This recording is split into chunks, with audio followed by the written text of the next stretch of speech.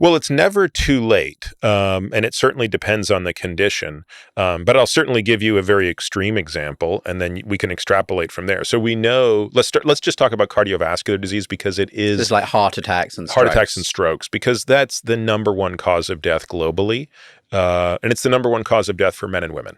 So if you're listening to us talk today, chances are this is your number one risk factor. We know from autopsy studies that are conducted on people in their 20s who have died for unrelated causes that they already have signs of atherosclerosis, which is the technical name for what happens when cholesterol gets inside the artery wall and an inflammatory process takes place that ultimately leads to, for example, a heart attack. And this is sort of the furring up of your arteries slowly over and time, what's really happening is the body is attacking the inside of the artery where this cholesterol gets, thinking it's a foreign adversary, when in reality it's not. But in the process of doing so, it creates more of a problem than is warranted. And you're saying that when they've done autopsies of somebody in their 20s for nothing to do with someone who dies in a car accident, you can already start to see the signs of you can see evidence that this process has been a decade in the making. In other words, this process basically begins at birth. Now, for the average person, that process probably won't reach clinical significance if you're a male until you're in your mid-60s. So 50% of men who go on to have a heart attack, stroke, or die suddenly from one of those two will have that event take place before the time they are 65. So for women, it's a third of women who will have a heart attack, stroke, or die of heart attack or stroke will have that occur before they are 65. So when you ask the question, okay, I'm in my late 40s, is it too late for me? Well, I would say, no, it's not. Right? The fact that you're sitting here, right, tells me it's not too late to do anything about it. But where a lot of people get lulled into a false sense of security is, hey, I'm in my late 40s and everything looks pretty good. Yeah. So how do we change the focus from treating diseases to preventing people becoming sick in the first place? And I guess particularly, I think if you're listening to this, it's not just an abstract question, but maybe, for the individual themselves, because I think generally they will find that if they go and see their doctor, if they're not clearly sick with something, then they'll be like, oh, you're fine. Go away, come back when you're sick. Yeah, I mean, there's two ways to think about your question. And I think there's one way that I feel qualified to speak, and there's one way that I don't. So I'll start with the way that I don't. If you're asking the question from a structural standpoint, how would we fix the healthcare system? And again, this doesn't really matter if you're talking about the NHS or the US healthcare system or the healthcare system anywhere in the world. Yeah, it's the same everywhere. Yeah. I would say to do that, you have to go back to the way physicians are trained. When I was in medical school, I only really learned about two tools, which were procedural tools and pharmacologic tools. Those procedural tool means like surgery. Does it? Yeah. I mean, I trained as a surgeon. So basically, those were the two things that you learned. You basically chop something out or you give someone a drug. That's right. Those were your tools. And again, I do not want to suggest that those are not valuable tools. I do not want to disparage the remarkable things that those tools have done. Again, they have doubled our lifespan in 4 generations, right?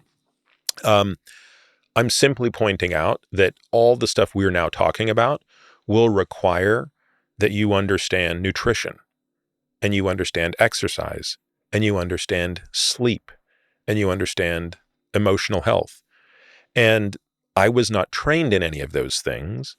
And I know that my peers were not trained in any of those things. So some of us have learned those things, but we had to learn them outside. Tim always says that, if you're lucky, you get a half day of training on nutrition in your entire training as a doctor.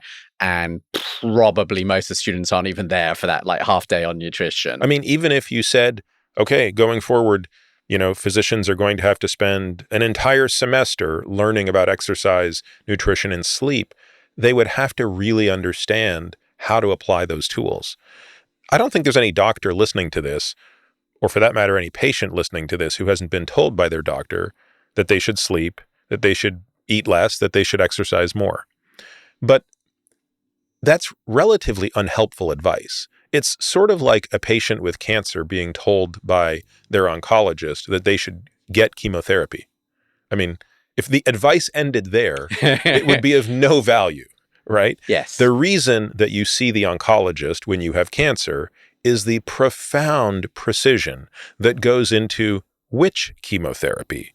How should it be dosed based on my body weight, based on my kidney function, based on my liver function? How would you monitor for recurrence? How would you modify the treatment if I'm not responding? Think of all the nuance that a physician can provide today within his or her area of expertise, and think about the complete and utter lack of that nuance and sophistication that goes into the primary tools of prevention. And I haven't really answered your question because all I did was tell you the part that I don't know how to fix, which is how do you change the medical infrastructure? Tell me about the bit you can fix. Well, I think Peter. the part that we can fix is where you started with, which is as the individual, we just have that agency to ourselves. That's kind of why I wrote the book, right? I wanted to write a book that could be an operating manual for the person who acknowledges that maybe the system isn't perfect, but what can I do to say, okay, like now I know a lot of this stuff and I don't need a physician for it.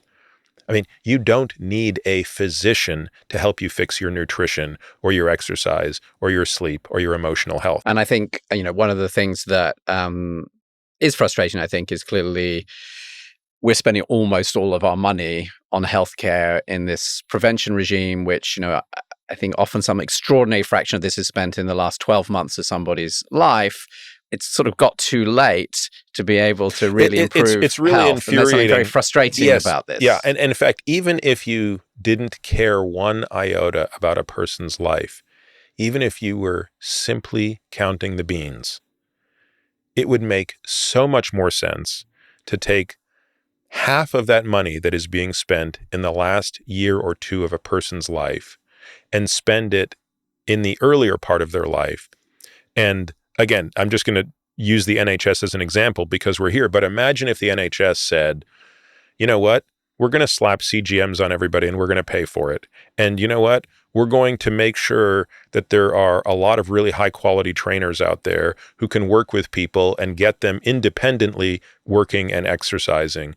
And you know what, we're going to fix the system such that, it becomes less expensive to buy high quality foods so that, we're kind of subsidizing the right foods instead of the wrong foods. Like I could go on and on. You would save money as a society and improve the quality of an individual's life.